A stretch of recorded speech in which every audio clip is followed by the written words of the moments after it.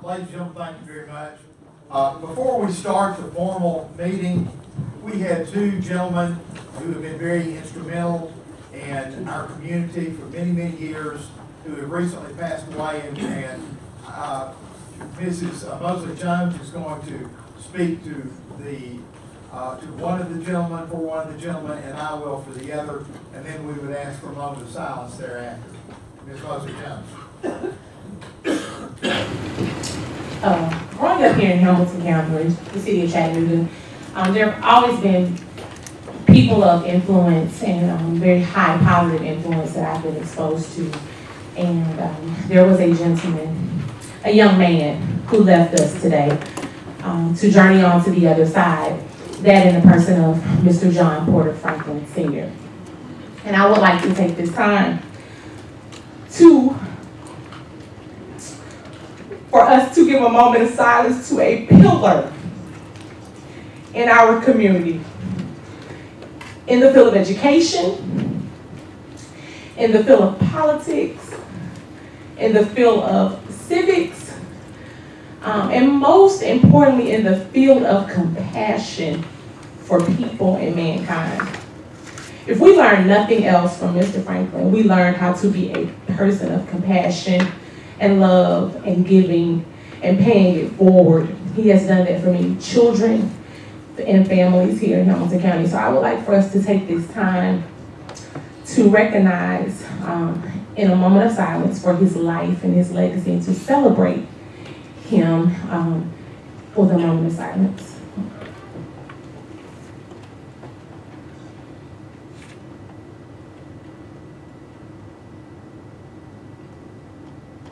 Thank you. Thank you. I would like also, I left early in the middle of a funeral to come to our work session today. A person that I've known all of my life, who was, when I first knew Claude Ramsey, he was a strawberry farmer.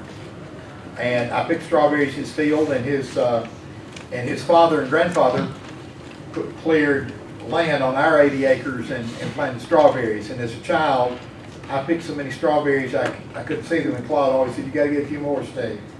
But he rose through the ranks. He started in 1972 and never lost a political election. But he was very humble. I think it's fitting that the person who preached his funeral was Reuben Taylor, who happens to be a Democrat. And Claude Ramsey did what a lot of quote-unquote politicians do. He reached across racial and political lines, and that's what we all need to do. We all need to work together as school board members for the betterment of children.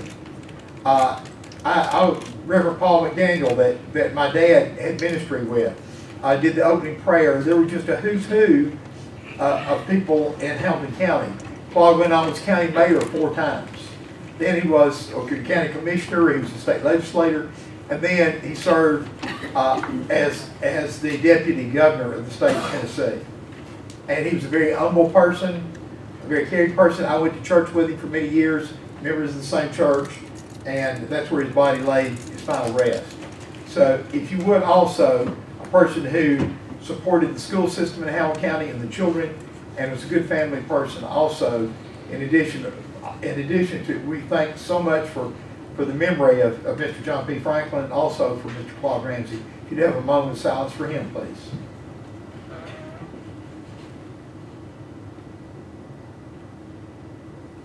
Thank you. The preacher in me almost said amen. Amen to both of them.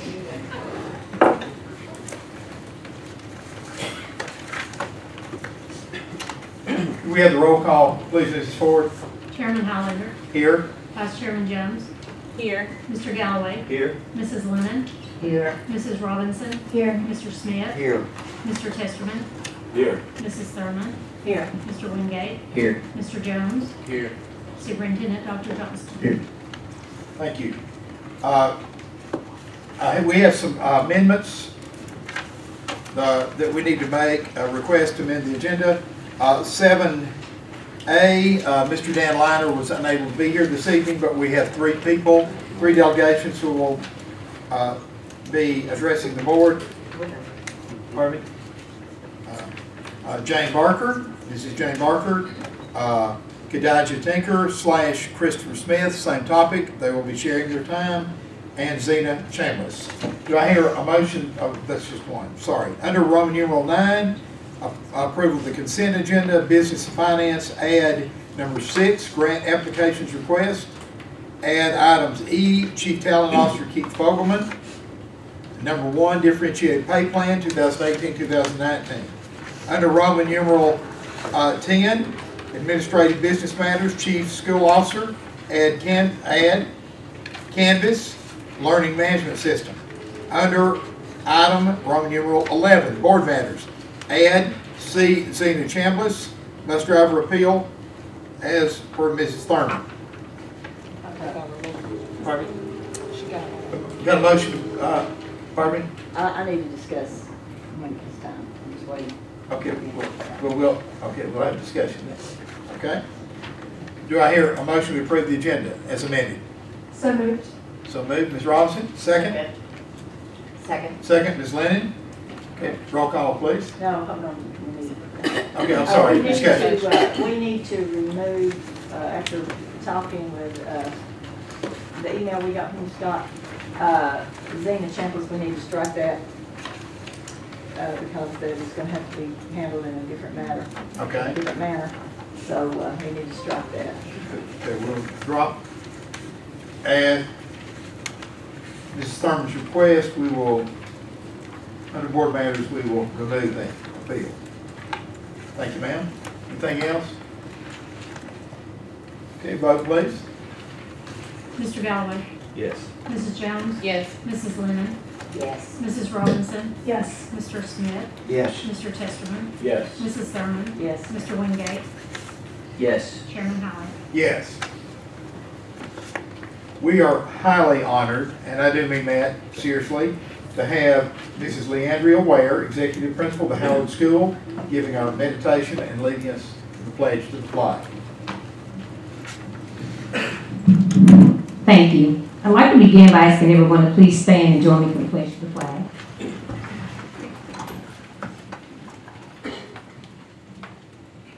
Attention, salute, pledge. I pledge allegiance to the flag of the United States of America and to the republic for which it stands, one nation, under God, indivisible, with liberty and justice for all.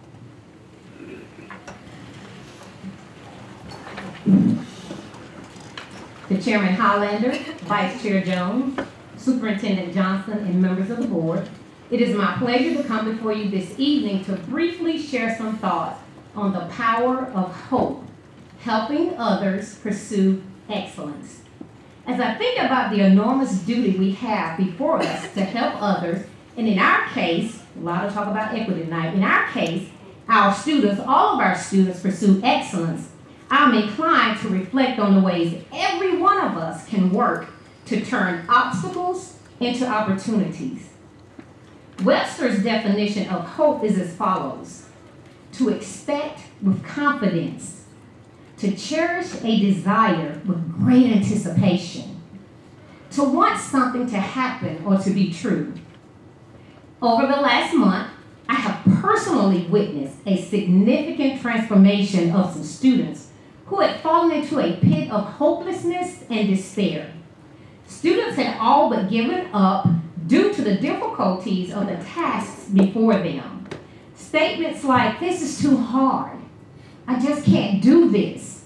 I want to quit," were rampant throughout the group. So like any good team, we huddled together to decide what could we do differently to give these students a fighting chance. Going back to the 3 points emphasized by Webster, we started planting an expectation of success with confidence, One thing that I have learned during my 23 years of service is that sometimes we have to believe in our students before they will believe in themselves. We began encouraging them with words of optimism and positivity. We began planting confidence that the expectation that they would excel and that we were there to help them meet their goals. Here with me this evening to share an excerpt of his journey, his Power of Hope journey, is Howard High School's Chris Phillips. If you would, please join me in welcoming Chris to the podium this evening.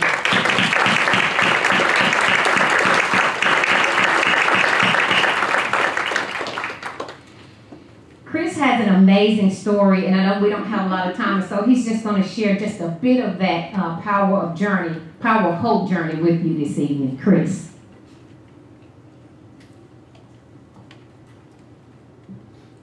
Good evening. My name is Chris Phillips. I'm a summer graduate of Howard High School class of 2018. Our class theme is the power of hope. Ray Lewis asked this question: what would you spend today thinking about? Every time I would start to feel successful in school, something would happen to set me back again. It got to the point where I could no longer see myself. I no longer see myself graduating. I lost all hope and eventually didn't care at all. I was that kid who told my principal that I was going to drop out. But I asked myself, is this the legacy I want to leave? It really came down to how much I really wanted to take advantage of a second chance to earn my diploma. I'm the type of person who does not like to give up. I might pause along the way, but I'm not a quitter. I'm attending summer school because I do understand possibility and the power of hope. My legacy will be based on my effort. My attitude has changed for the better. I get one opportunity in life, one chance at life to do whatever it is that I'm going to do. Every day is a new day. Every moment is a new moment. I'm a different person now than I was at the beginning of the school year.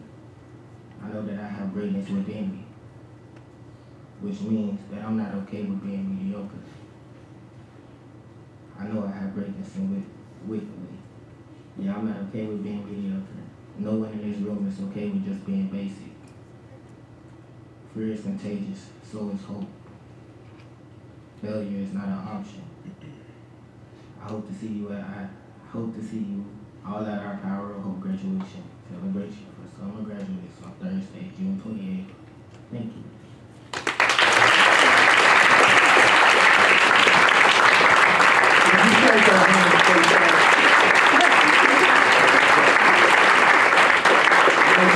So we're going to have Chris come around to say once again. And let me ask Chris' mom. Somebody take that video from mom so she can come around and play. Get those memories, mom. Get those memories.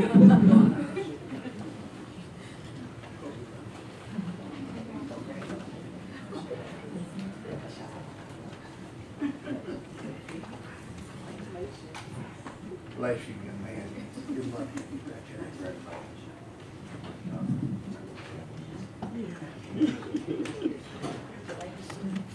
Congratulations, Mama. Bless you. Congratulations.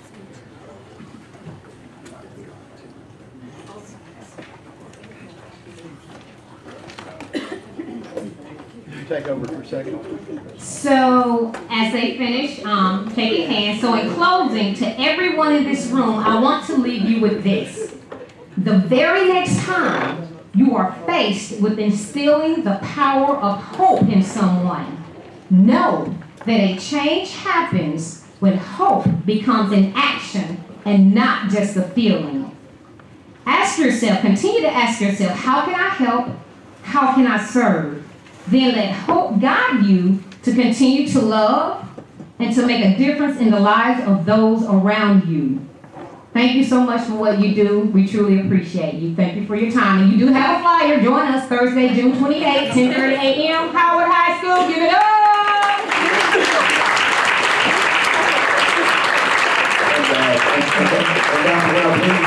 Dr. Webb, you defended your dissertation. Dr. Webb, right? Congratulations. Dr. Webb, congratulations, Dr. Webb.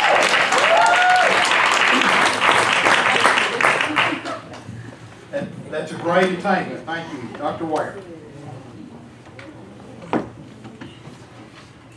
Next, we have the exemplars of excellence, U.S. News and World Report, best schools list, Dr. Justin Roberts. Dr. Highlander, Dr. Johnson, members of the board, thank you very much. Each year, the U.S. News and World Report sends out a list of the best high schools in the United States, and 4 Hamilton County high schools made the list in 2018. We have principals here from those schools that we've recognized, and if you would, please come forward when we mention your school. There's a 4-step process for this list. The 4 steps include students exceeding expectations in their states, underserved students performing better than the state average in reading and math, the school's graduation rate exceeding 80%, and the school prepares graduates for college level work. We have 3 schools that received the bronze level. The Chattanooga School for Arts and Sciences, Mr. Jim Bowles would please come forward. CSAS is a school that follows the Paideia proposal and has a proven track record of success with 95% of its graduates going on to post-secondary education. Also, the Hamilton County Collegiate High at Chattanooga State, I think Dr. Rich, I believe I saw her here. She would please come forward. They're helping to expedite the education of students in Hamilton County, and again, they received the Bronze Medal Award, and each student at Collegiate High receives an associate's degree from Chattanooga State at the end of their high school career. Also with the Bronze Medal is Lookout Valley Middle High. I think their new principal, Mr. Todd Stinson, is here with us tonight. Lookout Valley requires all students to develop a resume and participate in mock job interviews during their senior year, and they work alongside businesses and community leaders to help prepare students for college and career. And finally, with the Silver Award is the Chattanooga High Center for Creative Arts, and Miss Debbie Smith is here. They were specifically mentioned for the impressive student participation in advanced placement courses. It was, again, promotes the arts and academic excellence in 6 through 12, and they were recently named the Magnet School of Excellence. This time, let the board members say a few words. You know, just want to recognize them. All right.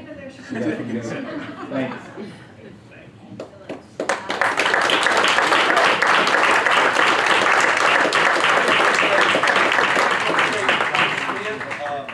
She calls me quite frequently telling me about different awards they went over there, and I always tell her I'm not surprised because she's awesome. I appreciate you. So this is for you. And then Mr. Stinson, he's the new principal of Lookout Valley. I was in the building yesterday, and his whole family's over there helping him clean up. So welcome to a good school. Thank you. God bless you.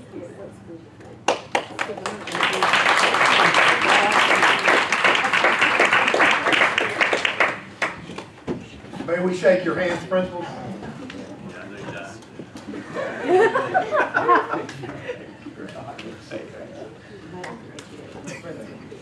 Great job. Good job. Welcome to you too. Well done, guys.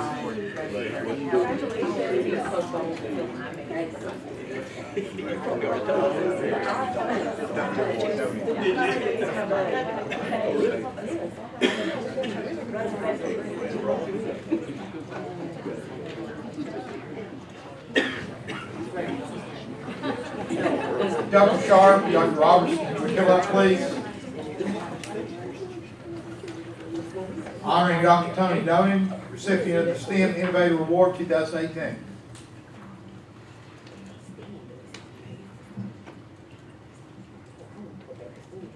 Thank you, Dr. Highlander, Dr. Johnson, members of the board. Tonight we're here honoring Dr. Tony Donan for recently receiving recognition as the STEM Innovator Award for 2018. I'll read you the brief press release from the Tennessee STEM Innovation Network. The Tennessee STEM Innovator Award recognizes a Tennessean that has demonstrated an outstanding contribution to the support of STEM education and outreach within his or her region. This awardee is a leader that identifies, supports, and promotes innovative teaching practices regionally. The success of this awardee serves as a catalyst for STEM integration across the state of Tennessee. Dr. Donan is the founding principal of the STEM School of Chattanooga and is committed to helping improve STEM education throughout the country. Since the inception of STEM School Chattanooga, the school has become a national leader in STEM education and a model for innovative teaching practices and real-world student engagement. The school has been recognized by America Achieves as one of 30 schools worldwide denoted as the world leading learner school, and by the BAT Foundation for Prominence in Digital Fabrication STEM Education. By the way, Dr. Donan and several members of his staff will be in France this summer as invitees to a Fab Lab conference, world conference in France, representing Hamilton County, Tennessee. Tony has led professional development throughout Tennessee as one of the lead principals for the Innovative Leaders Institute for school leadership teams, and provides opportunities for teachers and leaders from across the country to visit STEM School Chattanooga's innovative campus. Dr. Tony Dolan.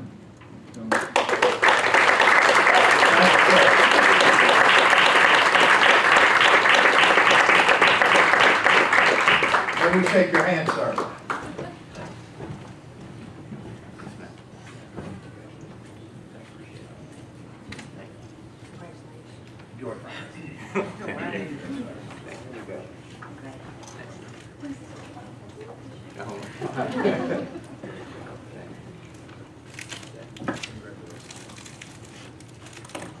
Next, I call on our superintendent, Dr. Brian Johnson, to recognize a recognition of outgoing and incoming student board members. Sure. So I have the privilege of recognizing tonight down here at the end, Tyrese Jones. Tyrese, I had a chance to meet him early in the school year, and I'll tell you, Hamilton County is so unique in that it has a student board member, and they just do an absolutely phenomenal job. So they run meetings, they tell me what to do frequently, but I thoroughly enjoy Tyrese. Tyrese is a student at CCA, and he is looking to go to New York, right? New York University.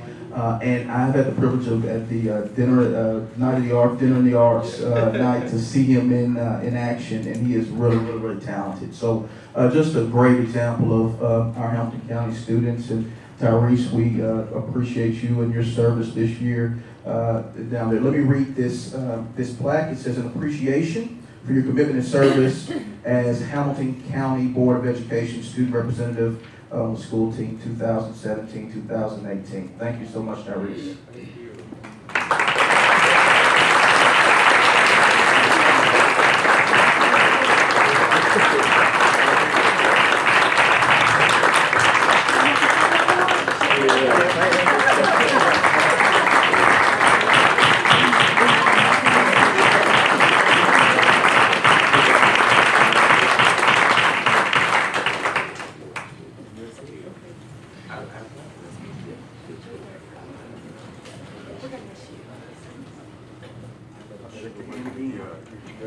It's a big apple, will never be the same.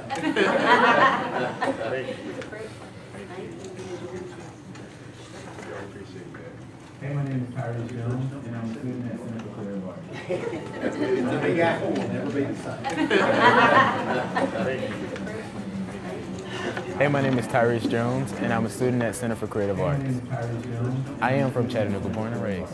I love to sing, I love to dance, and acting is my passion. I've been acting since I was around like 14. Hey, I always had this, and I'm a student at Center for Creative Arts, of me being an actor, and I am from Chattanooga, but I didn't know where to go. I love to sing, I love to dance, and acting is my passion. One day I happened to be sitting in class, and Ms. Goins, she always had this, she was talking about it. There's a school here for acting. I love to sing.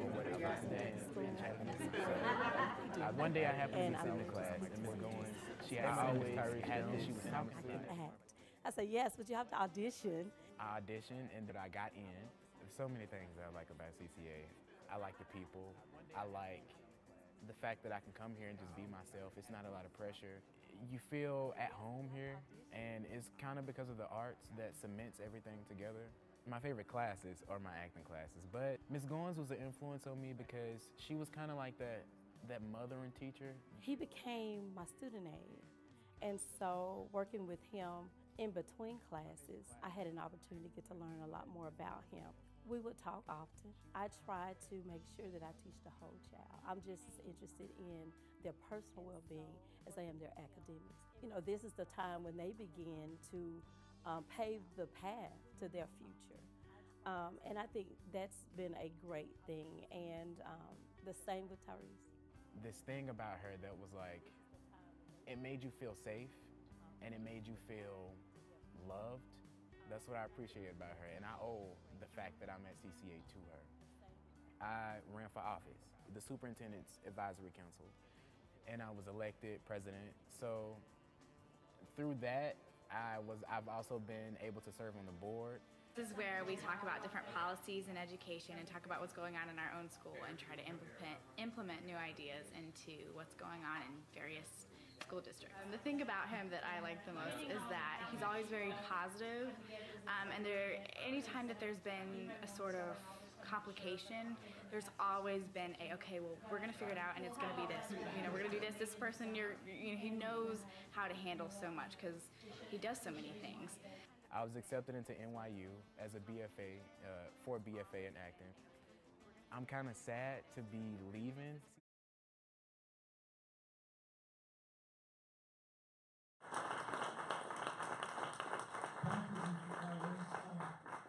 Has been our tradition, at least the 4 years I've been on the board, is that we would like to ask you to introduce your replacement, if you would please, sir. I would love to. I'm going to come around to the other side. Make me cry.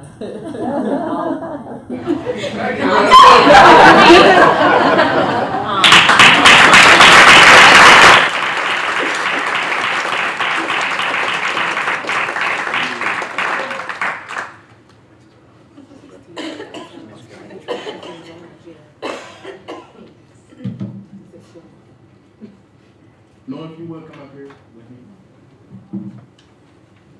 So I want to say I have had the privilege of meeting Noah, and I want to read to you first. I'm sorry. I want to read to you first Noah's bio. Noah says, I am an upcoming junior of Soddy Daisy High School. He is also the Director of Public Relations for Student Council, and he's also a member of Beta Club and Student Government. Education and leadership has always been very important to him. He first joined Student Council at Beta Club in 6th grade. Since then, his love for service has grown tremendously. Noah says, I attended Scope this year and learned more about how school board functions and his upcoming role as student board member. This summer, he also attended the Hobby Leadership Conference and also the TASC member, the TASC Summer Camp. Both of these events, Noah says, further develop his leadership and his communicative abilities. He says he's looking forward to unifying all the voices of every student in Hamilton County and also addressing their concerns with his council. Congratulations, Noah.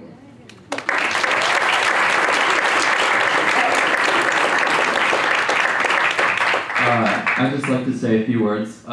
Again, I'm just very excited for my upcoming role and also to serve Dr. Brian Johnson. Thank you.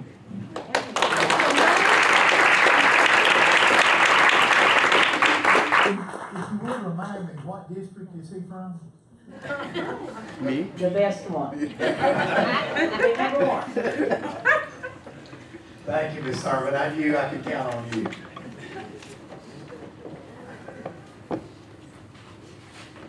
Okay. If now we look at presentations, the Future Ready 2021 District Action Plan, Dr. Brian Johnson. Yeah, thank you, Dr. Highlander. One of the things you all charged to help me with in regards to evaluation tool and just the work of the system is to look out towards the future. And so what we have before you, what you have before you, is really a 5-year outlook, and want to take you through what we propose, and then kind of from the process standpoint, which I'm sure Scott will speak to a little bit later. Looking forward to your feedback around evaluation and working that in, as well as the feedback that we received from and will continue to receive from principals and etc. So always start with the mission of great pathways to bright futures for all students in our community, and help equip them with the skills, knowledge, and support required to realize their full potential. with a vision of us becoming the fastest improving school district in the state of Tennessee. As a board, you all had established goals and have great goals established really as a collective body. And really we boil down to 5 really concrete areas: the acceleration of student achievement, making sure that our students are ready for post-secondary and prepared in what's happening from a teaching and learning standpoint. Future-ready students, ensuring they have those skills, those concepts are being exposed to, whether it's a trade or it's a career technical education course or future-ready institutes, future-ready preps, and making sure that our students are prepared for college and career. Great teachers and leaders, making sure that we're recruiting and retaining, compensating the teachers and leaders that we have, and then we're also growing and developing them with a very intentional focus. An engaged community, continuing to get input and feedback from our community and understanding their voice and their desires as we serve children, and efficient and effective operations, which has to do with our operational function of our system, whether it be capital, buses, safety, even technology infrastructure, ensuring that we're prepared for what is to come. So a couple of key things within this plan that you'll see, and we hope to bring forth for a vote in this draft, bring forth for a vote in July, is that we want to set annual performance targets. And I'll just make note that at the bottom, we do not have baseline data. We will have that hopefully in the next month and a half or so to be able to determine baselines. But we want to set targets year over year that we work towards and communicate them very clearly to all of our stakeholders, be it our parents, be it our community members, you as a board, and obviously we want to be held accountable to those. And to be very clear, you know, we want to stretch ourselves and challenge ourselves. At times we may not meet the target, and we want to be able to come back to you as a board and say this is the reason why we did not meet it. Here's our plan going forward. We foresee this plan being reported on to you as a board over the course of the next school year. Each area that I previously identified, we'll update you on where we are, talk to you about our next steps going forward, and that's something we're very excited about doing. We feel when you look at the success of a district and its alignment, that obviously you as a board have set a clear direction for us and have a clear mission and vision for us. And then obviously this clear district plan of action in which we implement systemically across this district. And what we've challenged and charged our school leaders to do is to develop school level action plans. So it all kind of funnels up, and when you talk about a clear district vision and mission, along with a clear district plan and clear school level plans that everybody's being held accountable to, you ultimately get student success. So this plan can't be implemented in isolation. Obviously, we've got to have your input as a board. You've seen this over the course of the last couple of weeks, and want to continue to massage this over the course of the next month. But really, these department heads bear a big part of the responsibility along with me in carrying this work forward. And so I'll turn over at this time, I believe, to Justin to talk a little bit deeper about the acceleration of student achievement. Thank you, Dr. Johnson. So as we look at accelerating student achievement, we see this as a big part of the work of the Department of Teaching and Learning. And what we're trying to do over on the right hand of this slide, if you look at it, is provide coherence across the district to make sure that we are aligned from your board goals to the district goals to school level goals. And we're committed to really 3 things.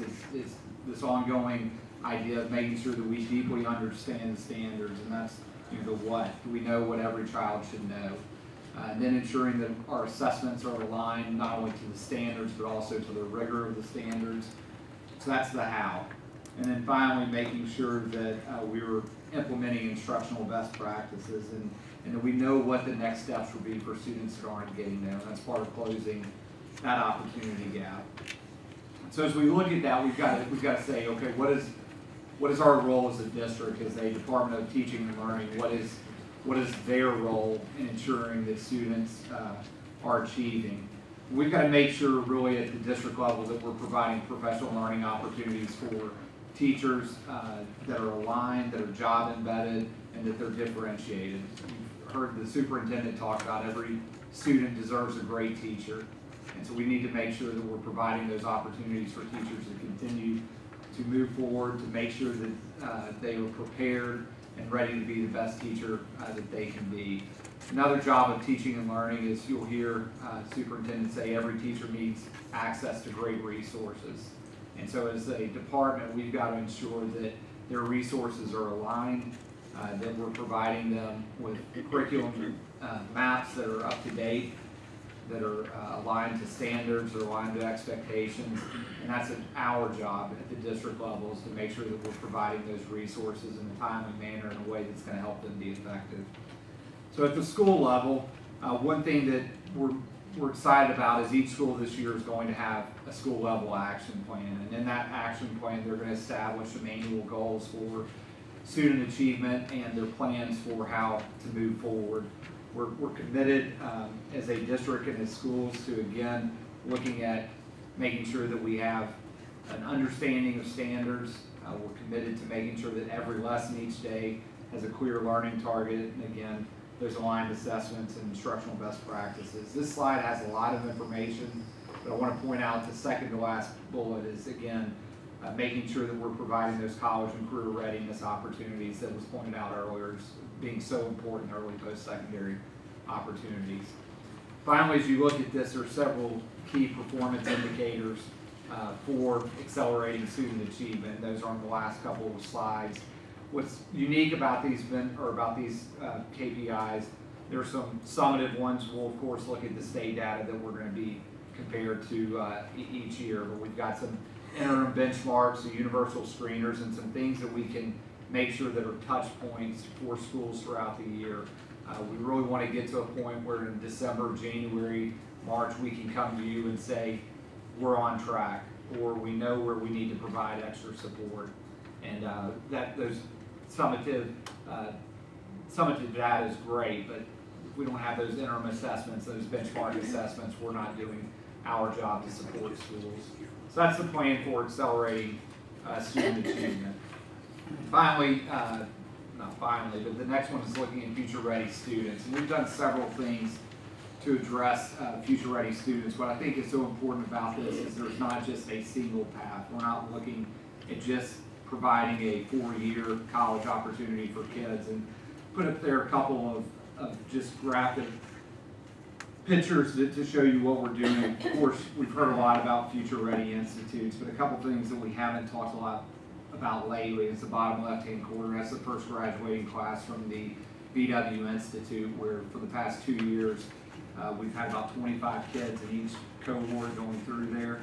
I'm going to go off script here and embarrass one of our teachers. Ms. Deb Weiss is in the audience. Has been instrumental in making VW Academy happen.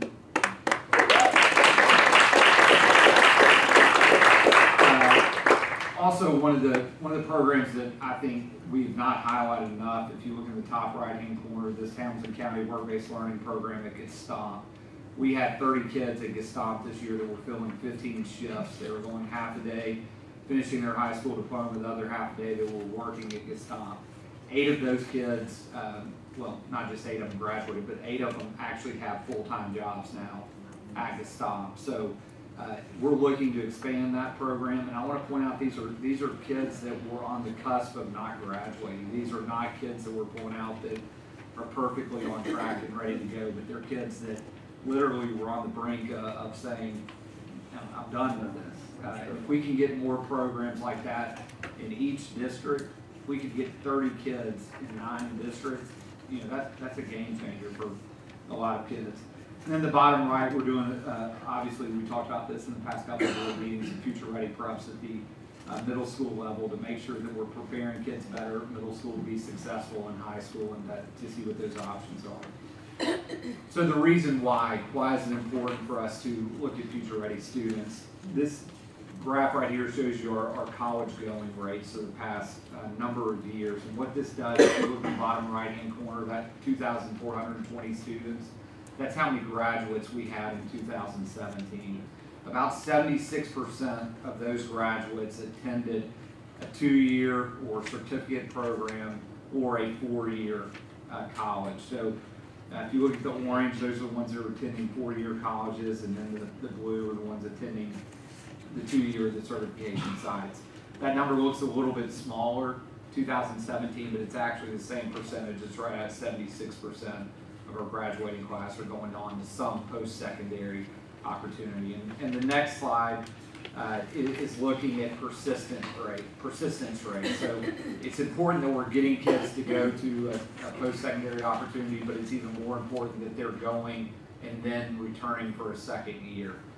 This is an important data piece that we don't talk about a lot, but if you see that 83% of our kids are going to four-year universities are returning to the fall of their sophomore year, and then 59% are going to two-year certificate programs are returning again for their fall of sophomore year. This leads to the key performance indicators, and again, what's interesting about these is we're looking at different key performance indicators and different data points than we have in the past. We're not just looking at summative data, but we're looking at student satisfaction, student attendance rates. Of course, we'll look at graduation rates, but the last two are the data points I just pointed out.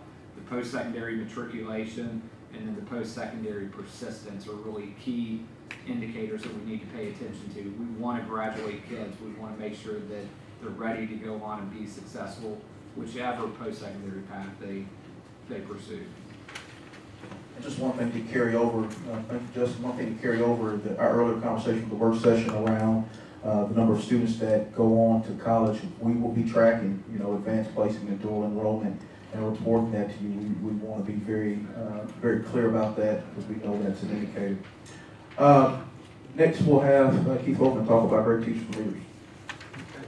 Great teachers and leaders, as we talked about that, we gave you an update last board meeting about what we were doing with our recruiting, our new teacher academy. But I want to elaborate just a little bit more on some of the other topics that are part of this, ultimately our action planning. So across the district, it's a key effort, a collaborative effort to be able to support our teachers, school leaders, and district leaders with programs where we recruit and select top talent. We provide a competitive total rewards package that we encourage and support professional learning and growth, and that we're looking to retain talent. So how do we go about doing some of that? So first of all, from a recruitment standpoint, we know we need to expand our recruitment capacity. We're working now with about 15 universities. We think that over the course of the next year, we'll be expanding that and including HBCUs in that. We're looking at our process and technology improvements. As we look at some of our key indicators, time to process or time to offer is one. So we want to get our processes in order. As we look at our total rewards, being able to provide a competitive package, it's not just about compensation, but one of the things we want to look at is the capability to invest in employee wellness and overall health awareness. And of course, from a professional learning standpoint, that's a collaborative effort with teaching and learning to provide the support and professional learning needed for our teachers and leaders to grow. And of course, as I mentioned, we covered a lot about retaining our talent. First introduction, our first effort in that would be our orientation and induction effort. That's going really well. We've had 3 orientation sessions, been well attended and getting good feedback from our new employees. But we also will be looking at exit interviews to identify the barriers that we have to retaining talent. For other aspects of our great teachers and leaders, we want to provide and develop support for our leaders and really refine our leadership pipeline through a succession planning process that we're providing the type of professional development to build the core skills and competencies, and then that we're providing a view of our support for talent management around intentional coaching and feedback. Now, also, as we look across our district, our classified and professional staff are important to us because they really provide the type of support to our teachers and leaders that help our educators focus on student learning. So essentially what we want to do with that, our classified and professional staff, is the same approach: recruit, retain, develop, and reward that workforce. And we'll be entering into a more aggressive or a more intentional talent identification and development process. If you look at our key performance indicators, I mentioned time to offer. We're looking at a diversity index. We're also looking at retention rates for our first, second, and third year teachers, how we're doing in Project Coach with our completion of PD plans, and then our percent of teachers at growth expectations.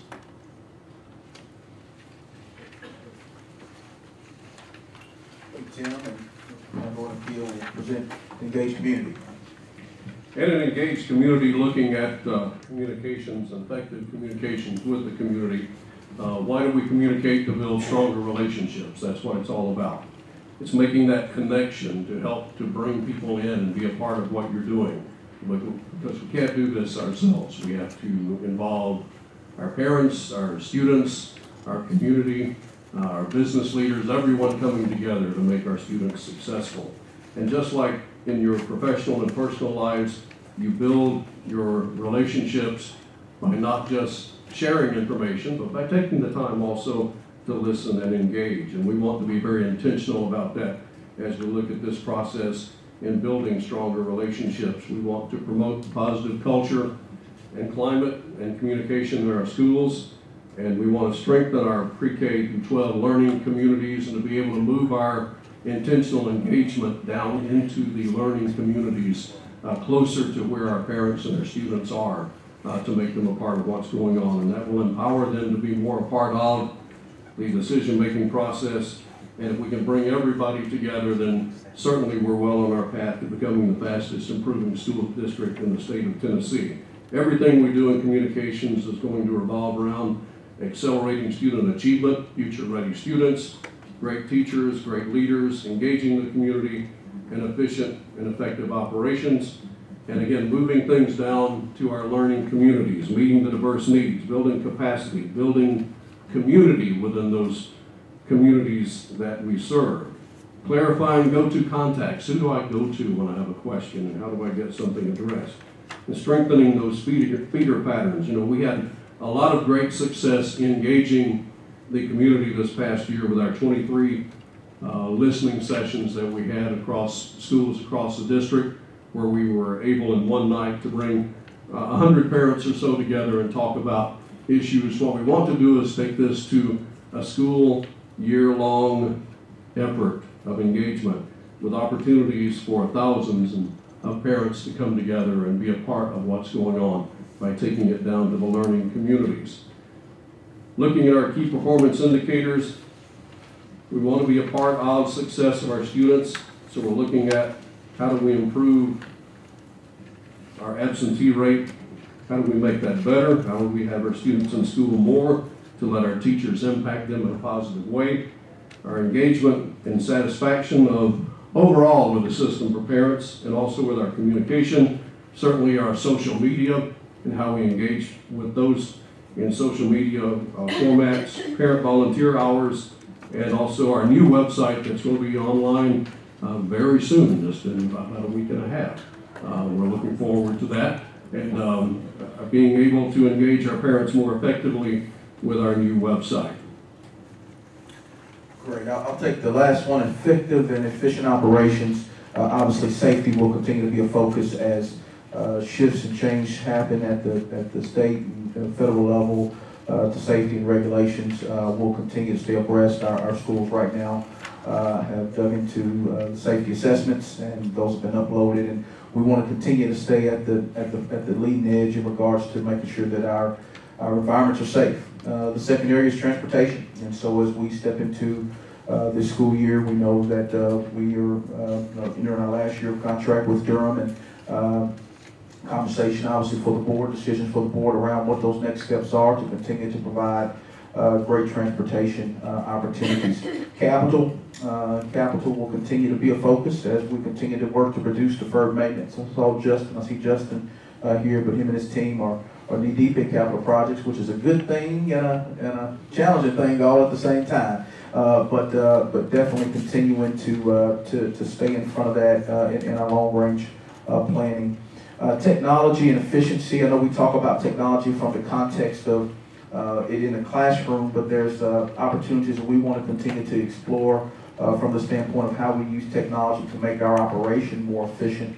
And we'll continue to explore those going forward, and then continue on our work with our budget.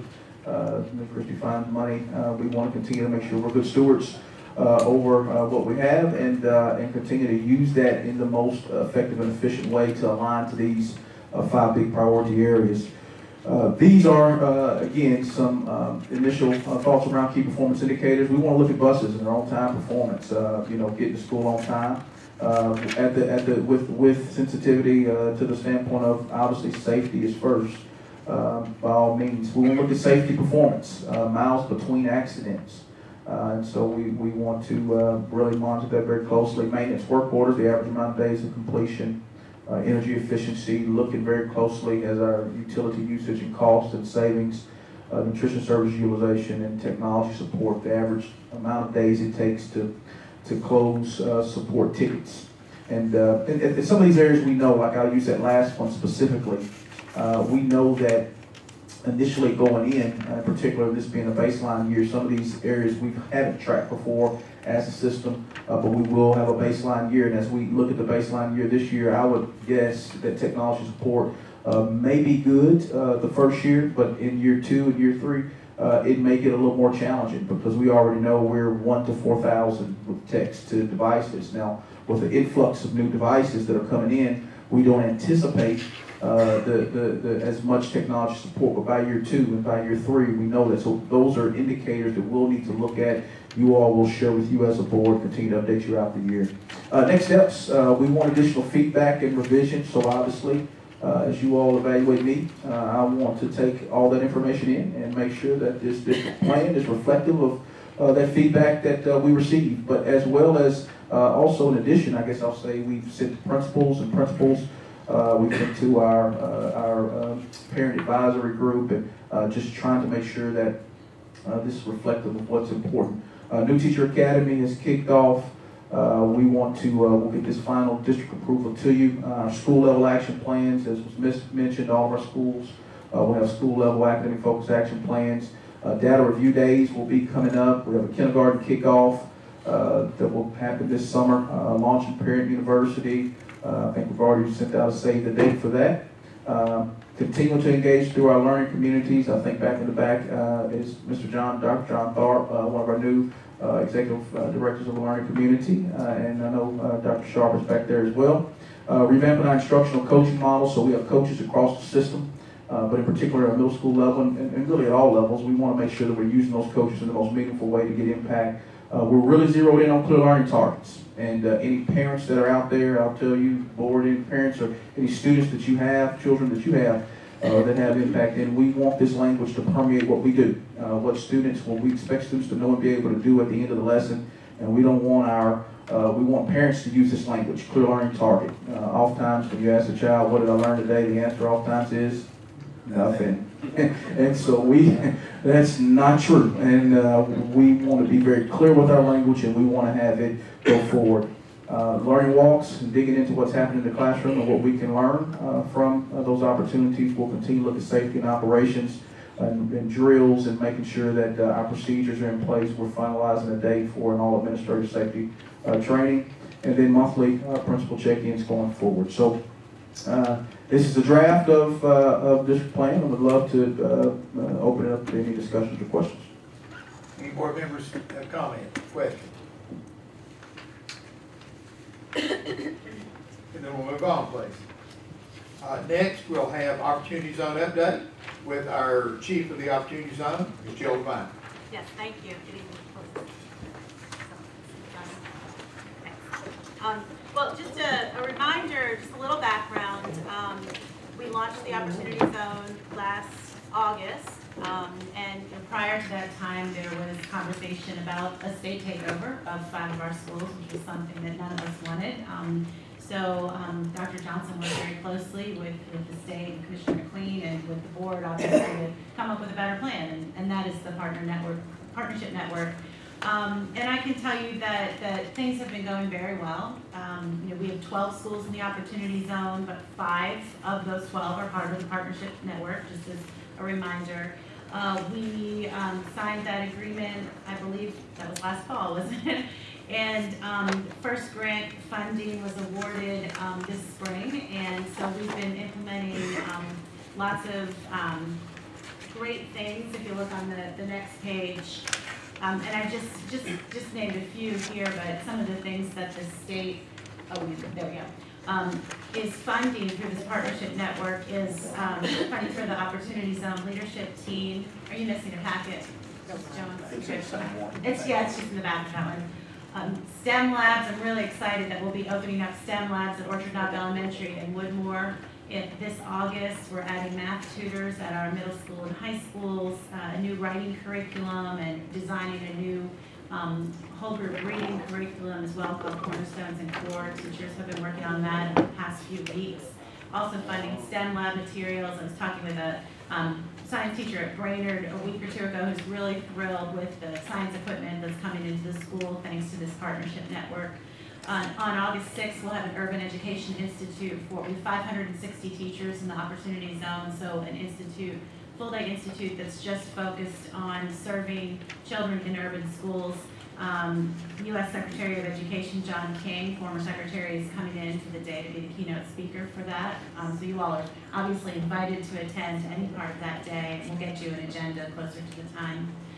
We'll be launching an evening school at Brainerd this August as an alternative. Kids need a different approach. This will be a chance to do that. A new literacy intervention, and one thing that I'm really excited about is adding additional after-school arts and science opportunities, and also field trips for kids in the Opportunity Zone schools. So that's just a few, but just lots of really great things that are happening because of the partnership with the state.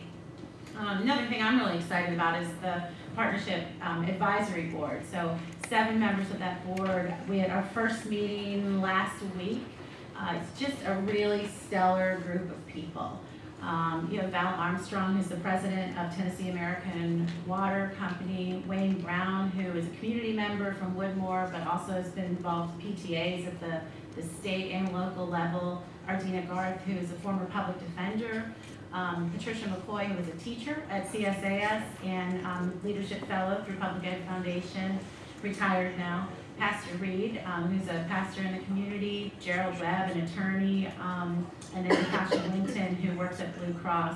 I think what impressed me the most is, what we have in common is all of us, is the 7 group of people in our, school board, is that everybody cares about kids. And the fact that this group of people, similar to all of you, is willing to take time away from their jobs and the things they're doing in their lives to serve in this capacity is really exciting. So just a really great group. I think they're going to be a tremendous asset to the partnership network and the Opportunity Zone as a whole. Next steps for us at that partnership network advisory board, we'll have 4 annual meetings, so public meetings that will take place. I think the next one will be in late August. The state will be hiring a network facilitator. That person is sort of the go-between the state and the Opportunity Zone and our 5 schools, so they've posted that, and that's something that they're funding. We right now are working on performance metrics, so just similar to what Dr. Johnson just presented, what are we going to be held accountable for? So continued collaboration with the state, and then of course just ongoing hard work with our students, teachers, and parents. And any questions? I have a question. Can you remind me, now that the network or this board is created, how long do we anticipate? Can you just kind of remind me of like the timeline on what our expectations are from the state? So is it that they're still going to be monitoring us to make sure that we're making progress, and this board will stay in place until it makes sense for the board to disband? Like, is there? Yeah, you essentially entered a 5-year agreement with the state. It's a different type of relationship. So they've come to visit several times. We do walkthroughs of schools. We've worked on grant funding together, thrown ideas back and forth about curriculum choices and things like that.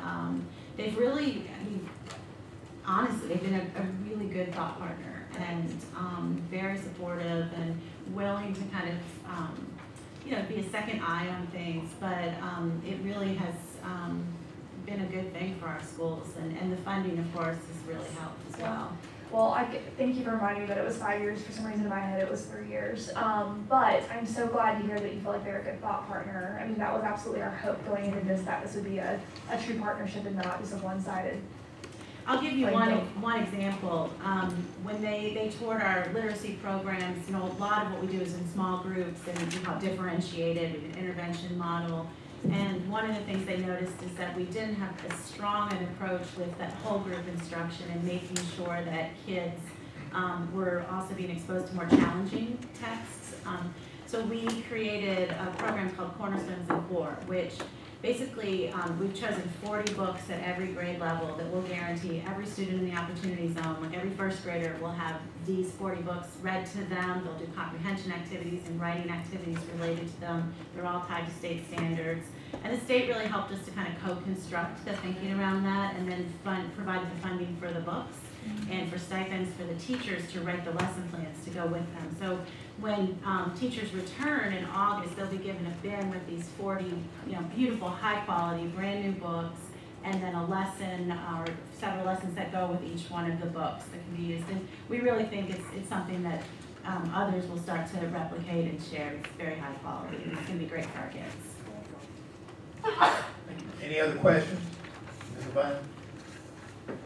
Thank you so much. Ms. Mosley Jones, delegation.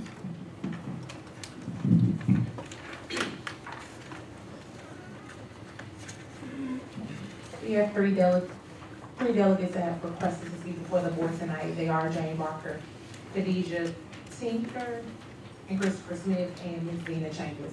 I'm going to read the delegation statement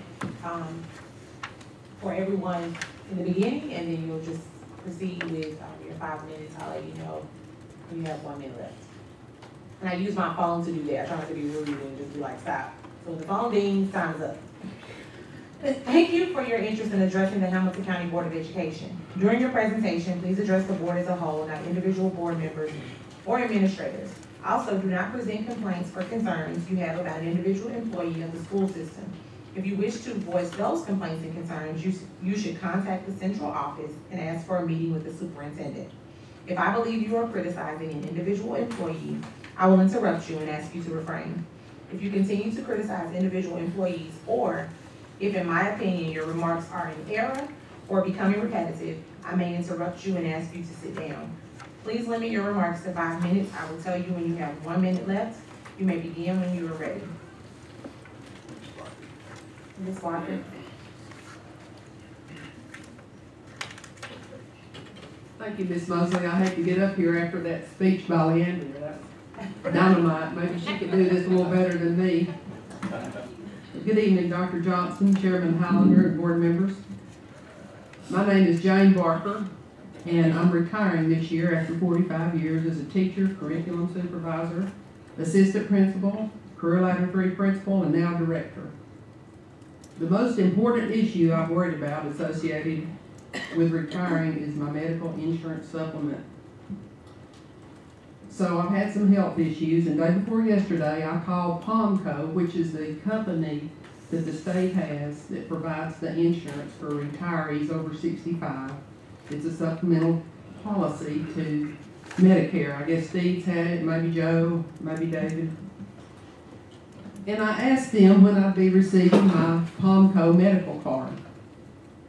And the representative was very nice. She took my information. She came back. She goes, we don't have any information for you, Ms. Barker. We have not received your report from TCRS, your application. And I said, well, what can I do about it? She said, well, call TCRS and see what happened. So I called the number and I asked the agent at TCRS if my application had been processed so I could receive my POMCO policy. And that agent at TCRS said, we did not receive your application until May the 11th. It plainly states on the application that it should be forwarded to TCRS 60 to 90 days prior to the last day of service.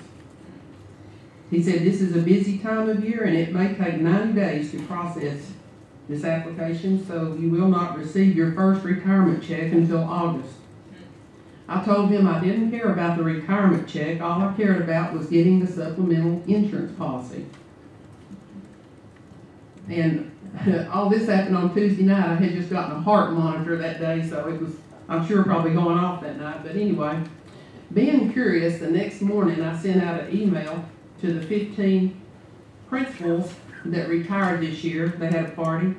There was 15 principals and administrators, and I sent an email out to them to see did anybody else receive their POMCO card. And so I called Margaret Abernathy. We're the same age, over 65.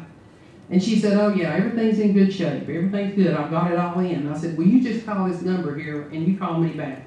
Sure enough, she called TCRS. Her stuff had not been processed either. She is not going to have a medical supplement. So anyway, I also have said in the email, you folks under 65 that are retiring are not going to be getting your retirement either because it was not turned in time. I mean, we got a lot of people in their 50s and 60s that are not going to be getting their retirement either. They have not received any applications for retirement from Hamilton County Department of Education out of everybody I've talked to, which is 150 applications that were sent over.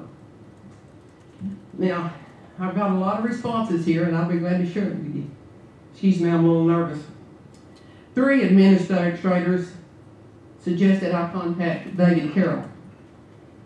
I don't operate that way, so that's why I'm here for the board tonight. I'm going to tell you what I'm going to say, and that's it. Lastly, HCDE can do nothing to speed up the process of getting all these applications approved, especially for people like Margaret and I who are over 65. With all the tests I've had lately, they say come back the first week of July. I go on Medicare July the 1st. I have no supplement. So I thought about this for one, yes ma'am? 1 minute? Okay. I'll get to it. I think you need to consider allowing people like Margaret and I who are over 65 to continue with our current medical insurance and pay the premium. I think it's $100 a month until we get our supplemental insurance policy. I'm going to give you a handout. I turned in my application and it was notarized on March the 14th to our HR office. I also have a certified letter I sent to POMCO on the 24th with my application. I didn't know that you had to go through TCRS first to get to POMCO. I also have a letter from a retiring assistant principal who wanted me to give it to you that has cancer really bad, and she wanted you to read her letter. She could not make it tonight. She's in chemo. I have all the responses in this folder from the principals, and if you read them, you would not like them. Things like, you know, I sent my application in on 3/28. It won't be processed until August. These people sent their stuff in and they're not getting processed. So I'm going to give you a folder where I turned all my stuff in just for proof that everything I said is true. But being a teacher, I didn't give it for you to read while I'm talking. But anyway, I'm closing now, but I'm asking that you allow us that are over 65 to stay on Blue Cross or Cigna until, let's pay for it. This couldn't wait till the next board meeting or go anywhere or anything. This starts July the 1st. And this is important. If I could, like your time's up, if you want to speak to it, Yes, just real quick. First off, Jane, thank you for your service. Partner. You have been phenomenal. Oh, it's been a great career. And I'll tell Jane, my son is an aftercare, and actually my little buddy's here, and my beautiful wife. But when we picked him up early, he got mad. He wanted to stay. So thank you. I didn't know about it. Okay, wish I had her. I just found out day before yesterday. Not a problem. So, I mean, you can get it straightened out. It involves money and going through 8 superintendents. I know you have to go to the board to do anything with money, and this has to be decided tonight, I think. So I think Dr. Holland. I would like to make a recommendation to my fellow board members that we allow all the retirees 65 and over. 65 and older, or to, is this appropriate, Mr. Bennett, for me to do this? Hold on, James, let me get something straight before we go any further. They're just the two of you, you and Margaret, out of all the ones that retired as far as. I only sent it out to 15 people. Okay. There is 150 people that retired this So year. we don't know how We many. don't know how many others are out there. I only found out about this day before yesterday. Okay, well, another question. Whose job was it to turn this into TCRS? That would have been a member of my staff was to submit the documents to TCRS. Okay, and was it just not done, or was it overlooked? I mean. No, it wasn't overlooked. I mean, so we had a volume of, 150 requirements coming in. Well, that's really not that many more than we usually have. A little bit more, yeah. Well. And so, went through the process of verifying the information and submitting it to TCRS. I mean, this is important So stuff. I have a question. So, Did they know that there was this time frame, or did they have to get this to the Palm Code people? anyone who was retiring and getting the incentive had to mark the 15th. No, ma'am. I'm asking, did whoever the benefit specialist was, or whoever was doing these, did they know there was this time frame? Mr. Chairman, if I may suggest, let's figure out how to fix the problem. Yeah.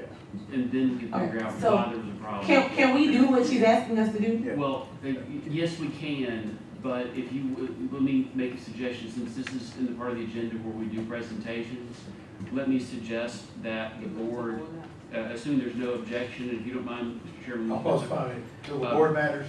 Well, I would say maybe under, let's do it under board matters and add that as the new item C in Roman numeral 11. If that's the pleasure of the board, and that will allow me some time to figure out how to fix this. Because I think what we need to do is do an addendum to your health insurance plan.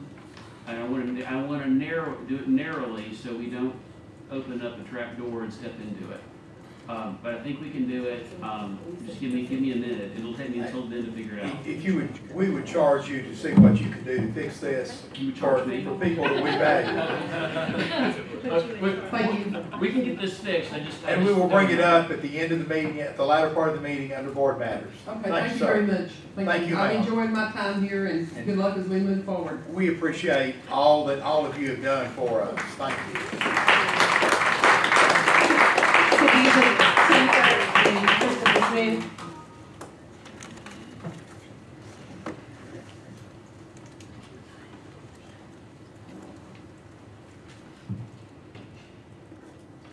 Hi, my name is Christopher Smith, and I will be a senior at Red Bank High School next year.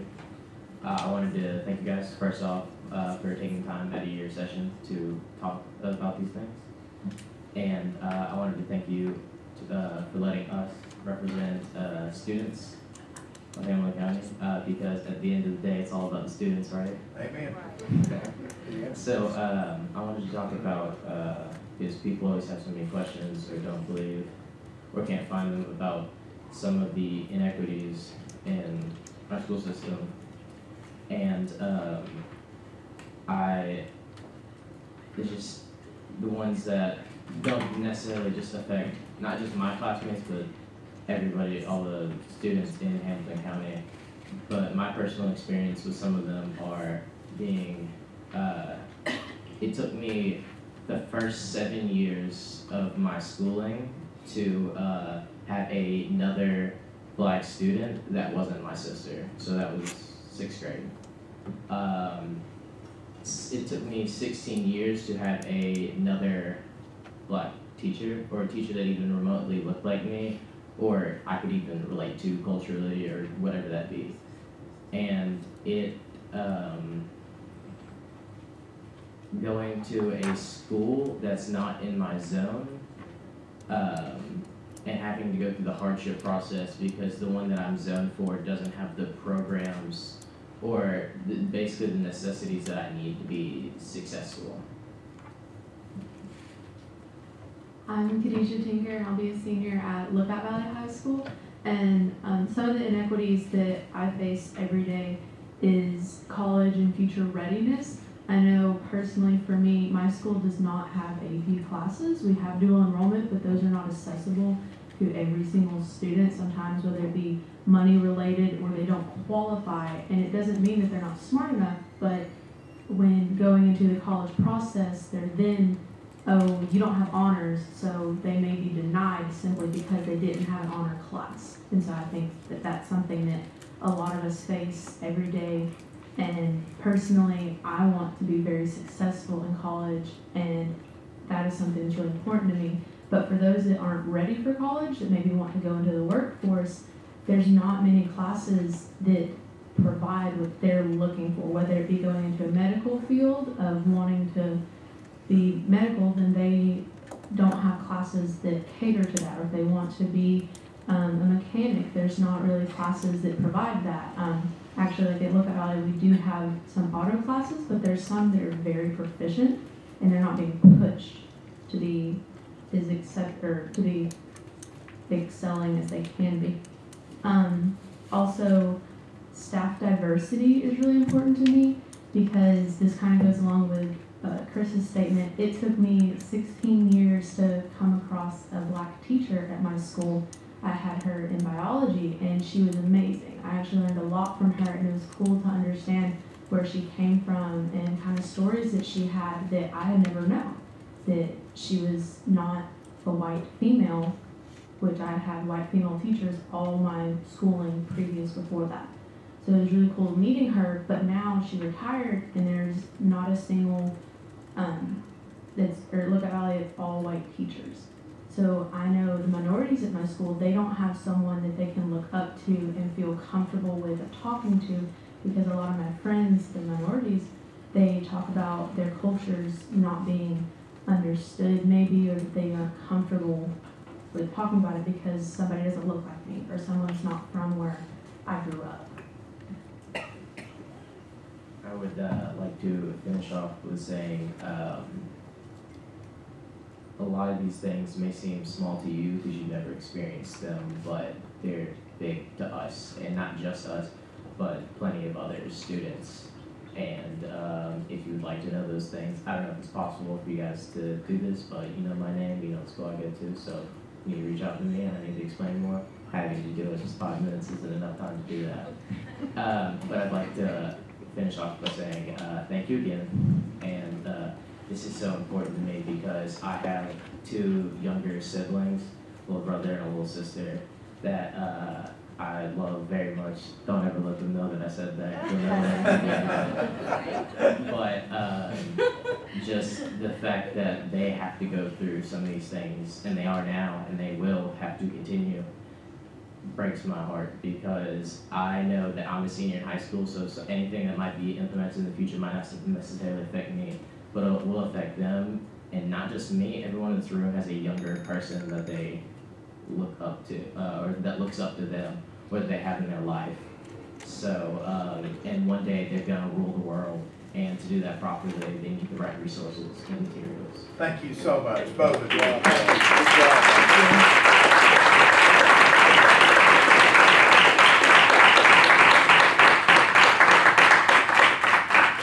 Mrs. Zena Chambers.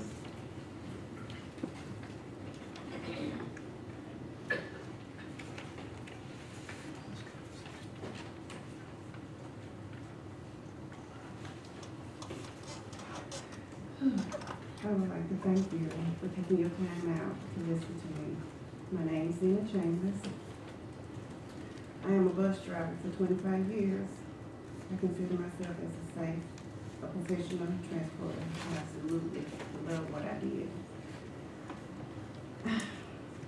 I am well liked by all my students that I transported there, their families, as well as the faculty, the schools I have driven for over the years. I learned that I serve as a positive role model for my students, and they're feeling so comfortable to talk to me and talk to me about the things that happen in his or her life. My students depended on me. They are my reason for going to work daily. Just to see their smiling faces, to make sure that they make it to their destination safely. In the past, I have been a behind the wheel trainer. I was honored with a certificate for being a safe driver by my supervisor. I have never had an accident. I have never taken time off excessively from work.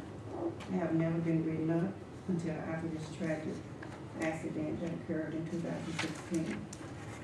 After the accident, all the bus drivers, both employed and contracted through Durham, has had to be extremely cautious in fear of losing our jobs to everything under microscope. Since then, I have been written up for pre-tripping my bus too early, post-tripping my bus, evening drinking. And the ironic thing is, during my meeting with my supervisor, she also presented me with a certificate. And in that process, she also said that she was coaching me for not maintaining a commercial vehicle while driving because of my eating and drinking. My question is, who does not eat a bit or get parched during driving, especially in a bus that has no air conditioning? I was advised that I would have to pull over if I would want to take a sip of my water. Going forward, I also like to mention the day before my release, I told my dispatcher I was going to put in for as a contractor or a sub-driver position for the upcoming school year. Fast forwarding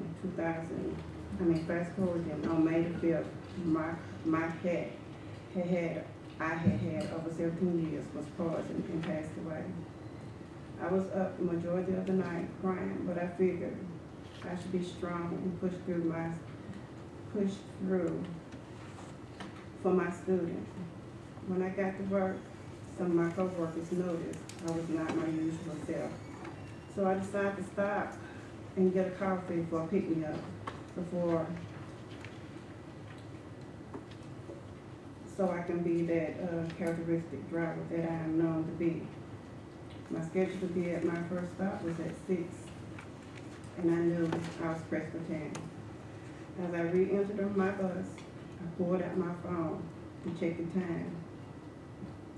And then I proceeded to put it back in my shirt. As I pulled off, I decided to recheck the time to calculate how late I was going to pick up my students at their first stop. We have a clock on the bus, but it's so dim, so early in the morning. I was not even thinking about the phone, just trying to check the time. In addition to that, there was no students present at the time of the occurrence. For this, I was terminated. Supervisors tell us how both hands on the steering wheel, that we should have both hands on our steering wheel. However, we are frequently on the two-way radio for numerous things throughout the day. You cannot always get to a place to stop to respond, especially if him or her is wanting to add a stop while we are en route or want us to check for students' phones or backpacks.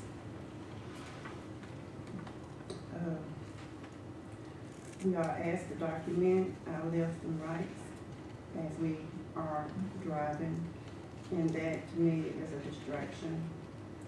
Some supervisors tell us to get out of our seat if we need to use our cell phone. But for others, they say it's zero tolerance. For example, the driver had an issue with a parent whose child was in that tragic bus accident in 2016. The parent blocked the road to prevent the bus driver from getting through. The bus driver was instructed by the safety coordinator to use her phone, her cell phone, to record the parent. This bus driver and her attendant refused to record due to being told they are not allowed to have their phones out for any reason, and believe that they will be terminated if did so. However, I also have pictures of co-workers on phones while sitting in a seat, or, I also have information of a bus driver leaving a student on the bus all day long and was suspended only for 3 days and brought back. The purpose of this letter is to raise awareness of the inconsistency of the rules. I believe the rules should be enforced across the board, not just a selected few. I hope to have a dialogue about this in the near future and help brainstorm what we could do to prioritize us as a situation, so the situation wouldn't continue. One last thing I would like to say. I did put in an application to become a contractor, and I understand that they received interpretive references from my previous employer as a person and as a job performance. I feel as a soft-spoken, single black female, I'm being discriminated against because they have no definitive answer as to why they won't consider me as a driver or a sub-driver. I don't believe that there is not one female owned operator. I know that there's one black male owned operator. Matter of fact, he's my brother, and he was planning on helping me to obtain a bus so I could be a contract driver. All I ask for now is just a chance to do what I love doing in those 20 years that I've driven for. Thank you again. Thank you, ma'am.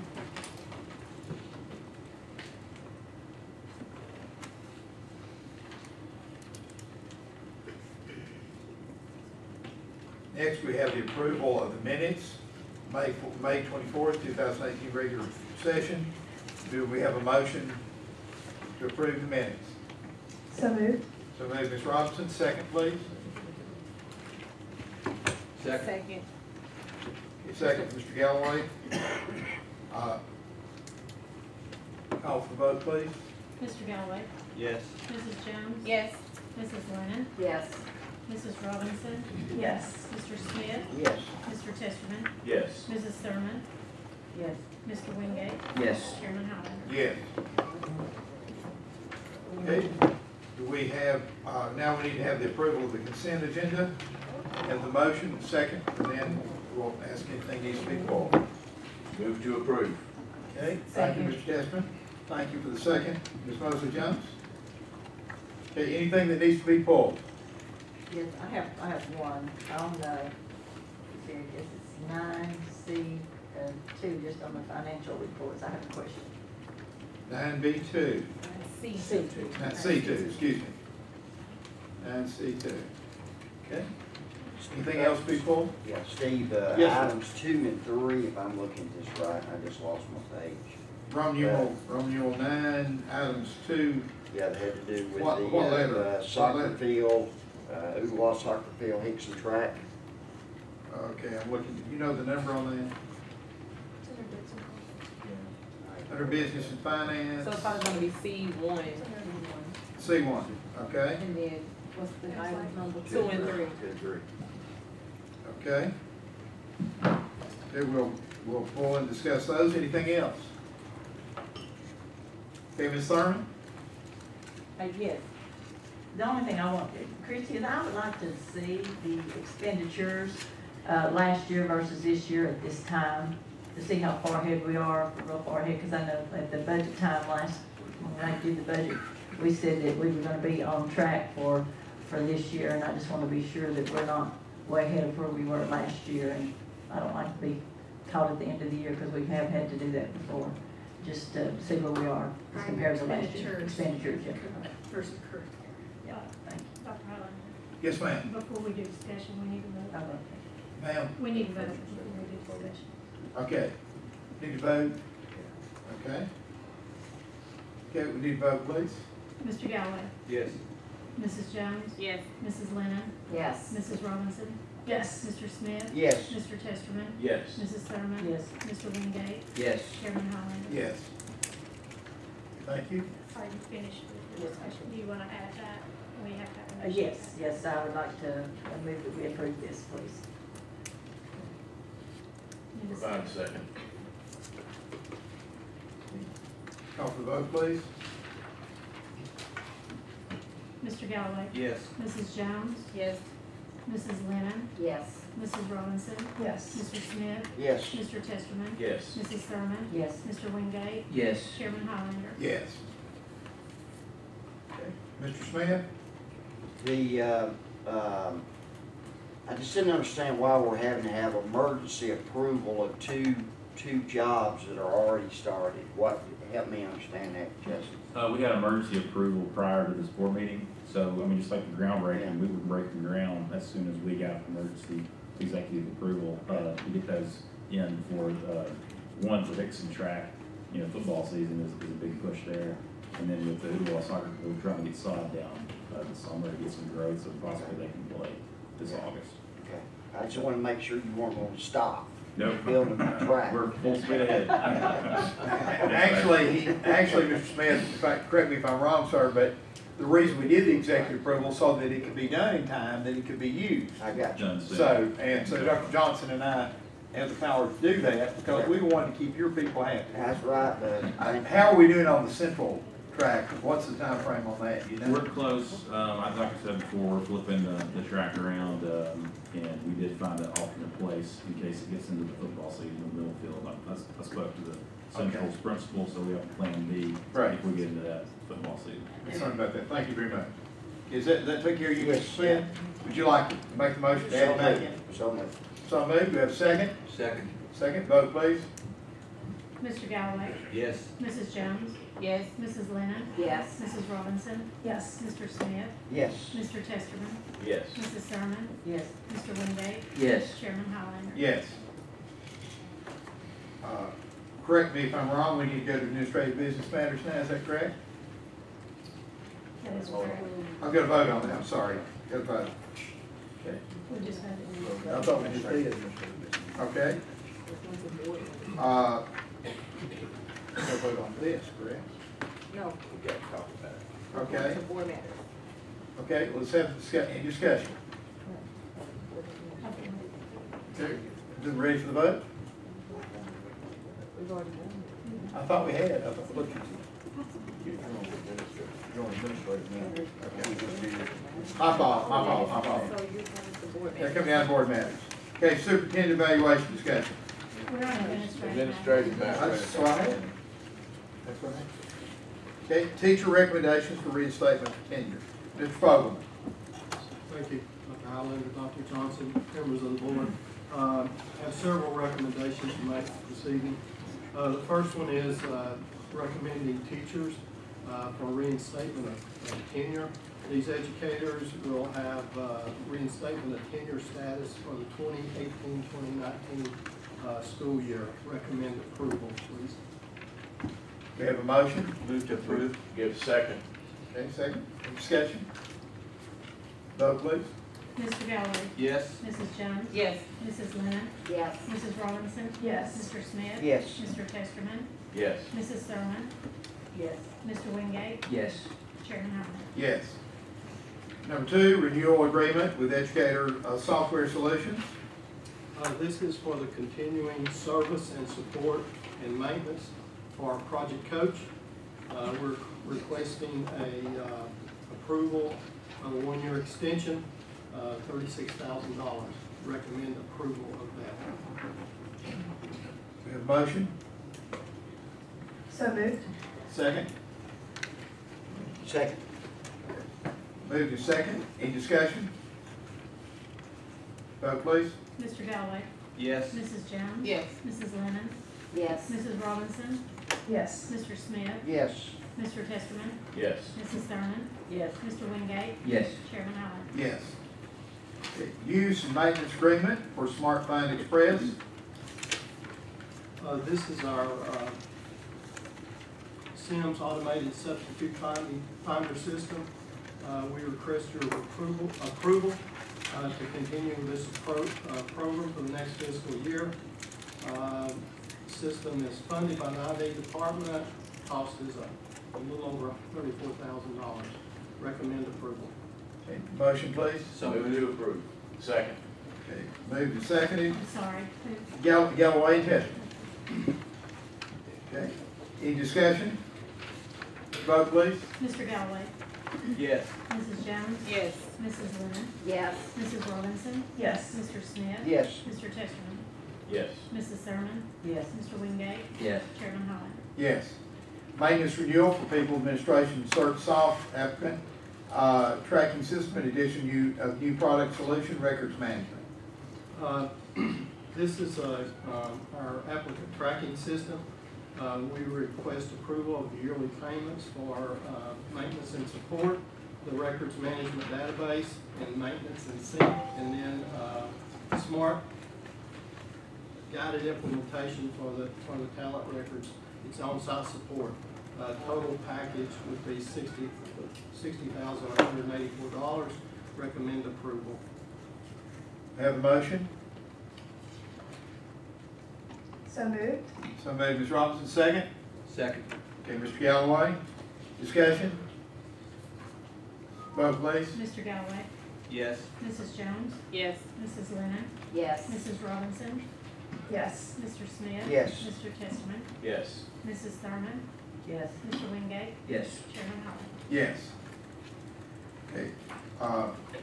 Next, we have Chief School Officer, Dr. Justin Robertson, textbook adoption for health, wellness, and PE. Yes, sir. The textbook adoption committee would like to submit this list of health and wellness resources for your approval, and we're recommending approval. And cost on that, you know, offhand? Well, the estimated cost is on the right per resource, but again, you're just approving Right. this is the Okay. resource. Okay, thank you. So Motion? Move Mr. to Galloway. approve. Galloway and Testament. Discussion? Vote, please. Mr. Galloway? Yes. Mrs. Jones? Yes. Mrs. Lennon? Yes. Mrs. Robinson? Yes. Mr. Smith? Yes. Mr. Testerman? Yes. Mrs. Thurman? Yes. Mr. Wingate? Yes. Chairman Holland? Yes. Dr. Robertson, Canvas, learning management system. Yes, sir. Requesting approval of purchase of the learning management system Canvas to be used across the district. It would be a license for all students, teachers, and parents. The first year implementation cost is $224,200. It will be a recurring cost of $178,200 for the next 4 years. Requesting and recommending approval. Motion, please.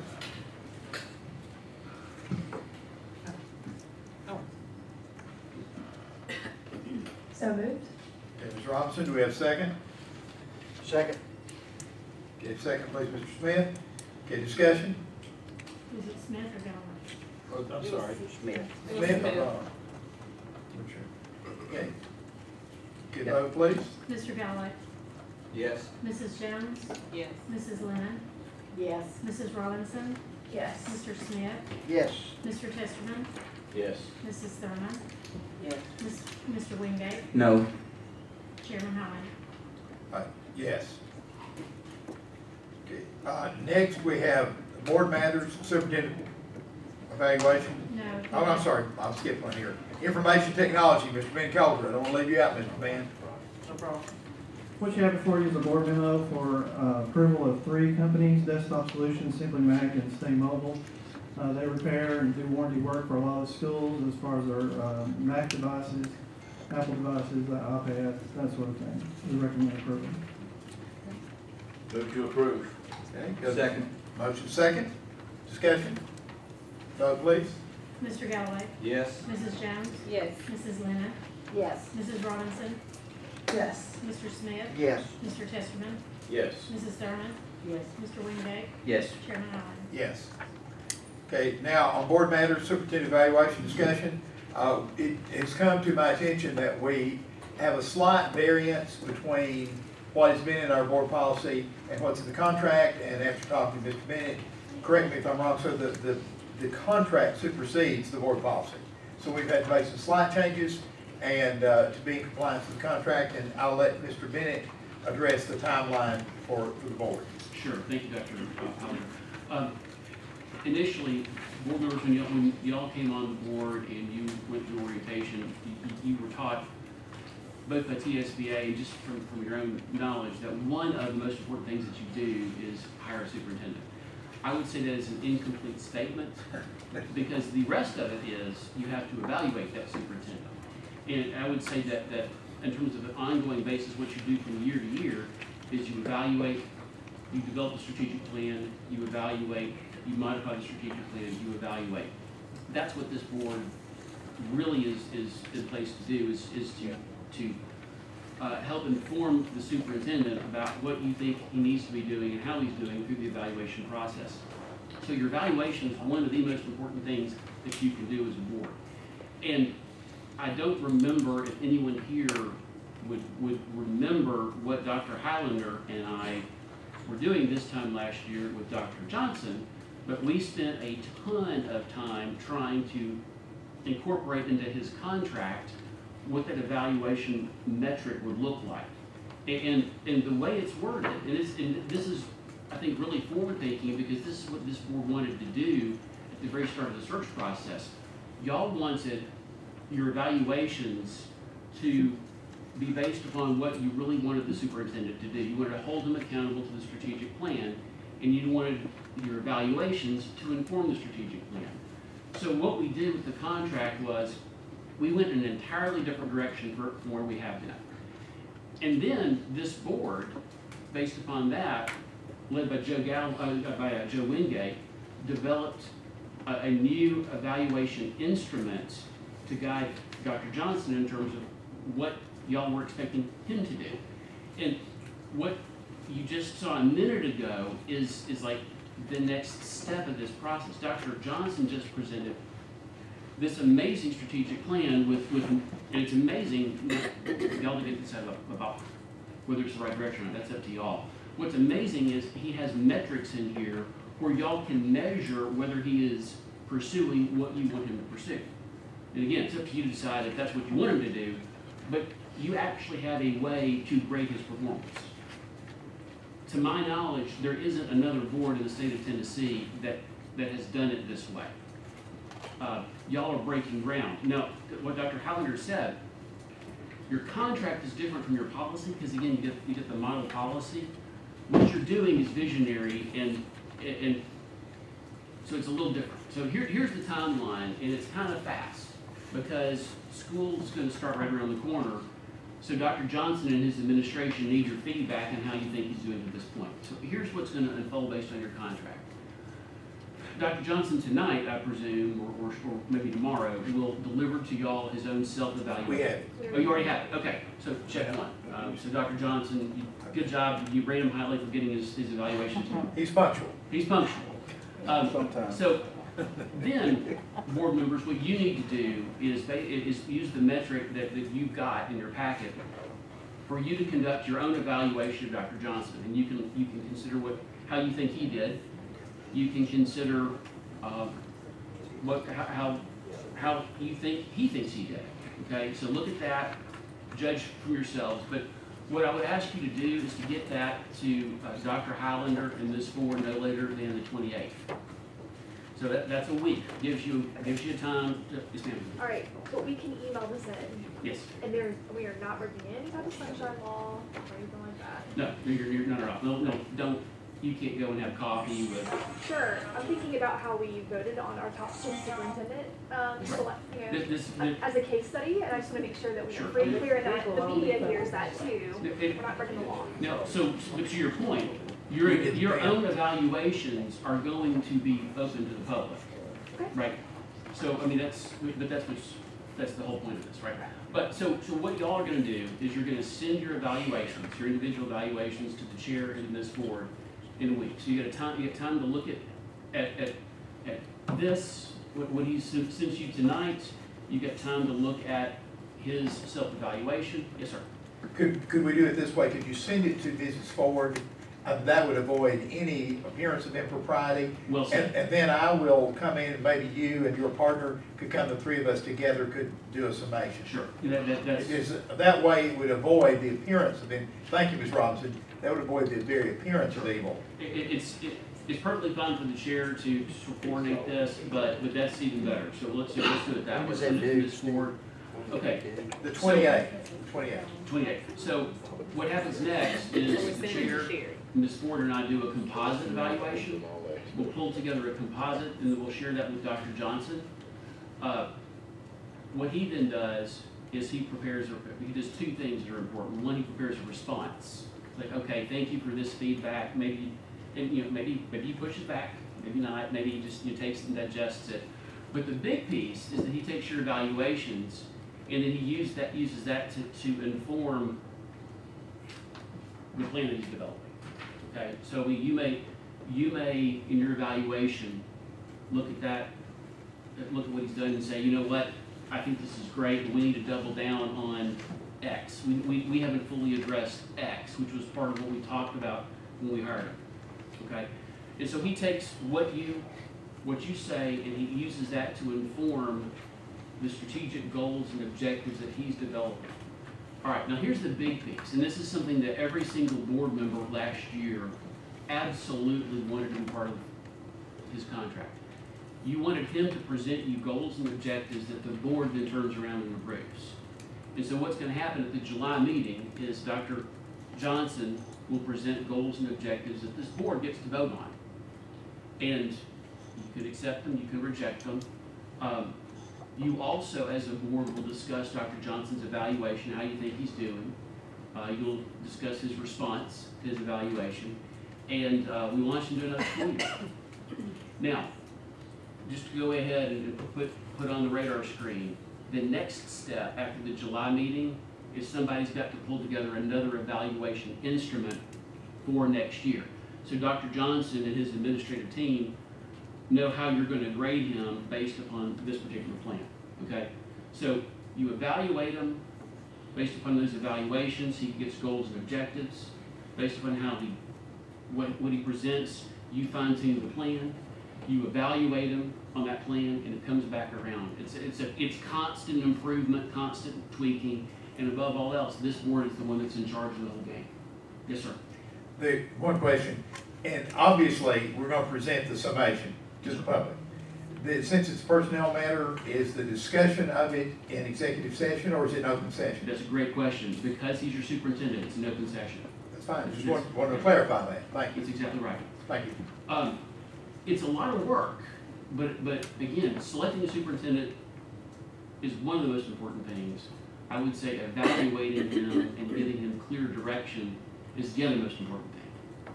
Any questions from the board? Once again, I fear that you've asked me what time it is. I've told you how to build a clock, but that's sort of what I do.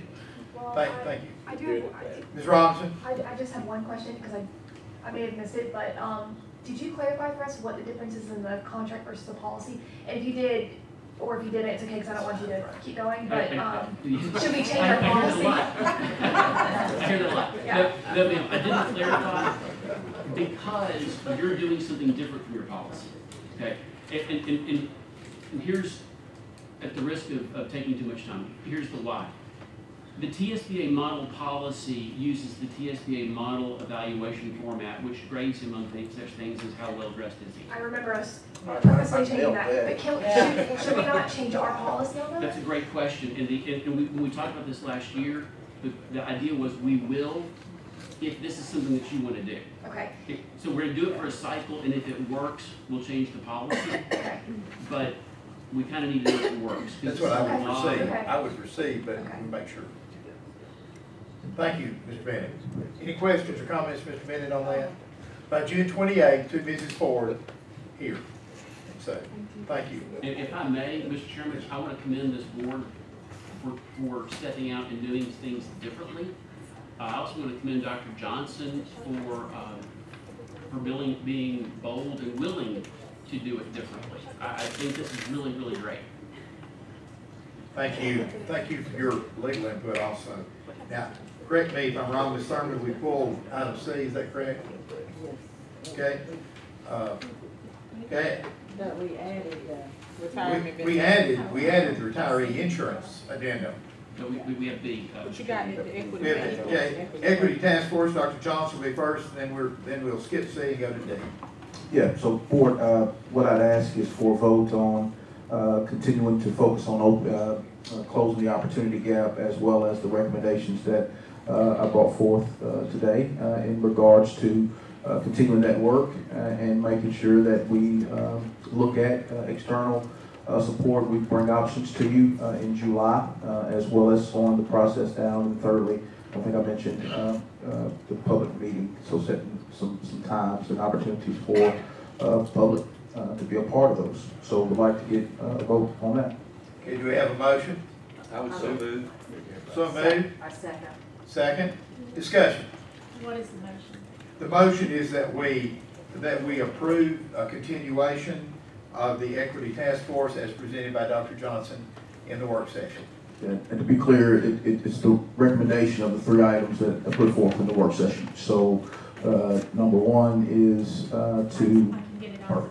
Yeah, thank you. Okay, discussion, Ms. Thurman? Okay, I'm gonna vote against this, of course, but one of the main things is that young people that spoke up here, that's the kind of things we need to hear. And somebody else talked about the Sail Creek not having a football field, and now a towner can't find Sail Creek with a 10-man search party probably. So I don't know how they would not know that Sail Creek didn't have a football field. So those are the kinds of things this board knows, just the kind of knowledge that we have. We don't need an outsider to tell us. I will absolutely be voting against. Any other discussion? Call for vote, please. Mr. Galloway? Yes. Mrs. Jones? Yes. Mrs. Lennon? Yes. Mrs. Robinson? Yes. Mr. Smith? Yes. Mr. Testerman? Yes. Mrs. Thurman? No. Mr. Wingate? Yes. Chairman Holland? Yes. Okay, the skipping C, because it's a legal issue, is that correct? And going to D, the addendum on retiree insurance. Have you been able to find any information out? Yes, I have. Okay, so a couple of things. Let us listen to Mr. Bennett, please. Okay, so my recommendation is, well, first of all, do some assurance to the employees who are affected by this. More likely than not, this isn't going to be a problem because even if the board did nothing, the board's going to do something. But more likely than not, your coverage would attach as of July 1. You just wouldn't have your insurance card. And so it would go through the Medicaid process, and after it went through billing and invoicing with Medicaid, by the time you got the invoice, you would have the insurance card. More likely than not. Excuse me, I went for an MRI today and I had to pay $40. There's Well, a sign up there, paid for services rendered right now. I understand that, but you would be covered retroactive. Not if I don't have a letter or something. I understand that. So here's the fix. So my understanding is that POMCO would cover it, but even if it doesn't, here's the fix. So my recommendation, Mr. Chairman, is that the board make an addendum to its employee health plan. And I've sent you an email, by the way. I've already typed out the motion. I've sent it to you. I've sent it to Ed Adams, your insurance consultant. I've sent it to Ms. Ford and to Dr. Johnson. So for the board minutes, the motion is as follows. To permit any employee who made a timely application to retire at the end of the 2017-2018 school year and whose supplemental insurance coverage with POMCO, P-O-M-C-O, has not yet attached, to continue on the board's employee health plan, secondary to Medicare, from month to month until the coverage with POMCO does attach. So I don't think that actually creates a new fiscal problem for the board, but if it does, there's your fix. Okay, so that would cover it, wouldn't it, Ms.? That certainly should. Because we will cover it if it doesn't come. So do I hear the motion that we... I need a little bit more clarification for that.